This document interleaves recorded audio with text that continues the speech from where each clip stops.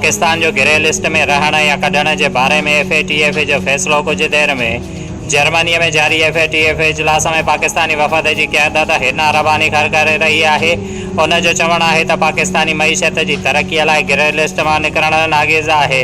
एक ही वक्त में बिन टिन प्लानन ते कम करणो पियो। कोशिश है तो जल्द ग्रे लिस्ट में निकरूं जी मईशत तरक्की करे।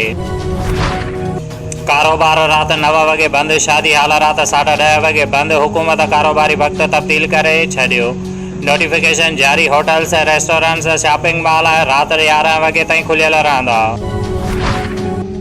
गुज़रियल ॾींहुं हादसे में ज़ख़्मी थींदड़ नून लीगी रहनुमा दानियाल अज़ीज़ खे CMH रावलपिंडी मुंतक़िल करण जो फ़ैसिलो। सर्विसेज अस्पताल मेडिकल बोर्ड दानियाल अज़ीज़ खे CMH मुंतक़िल करण जो फ़ैसिलो कयो आहे। उन जी बाह में फ्रैक्चर आहिनि।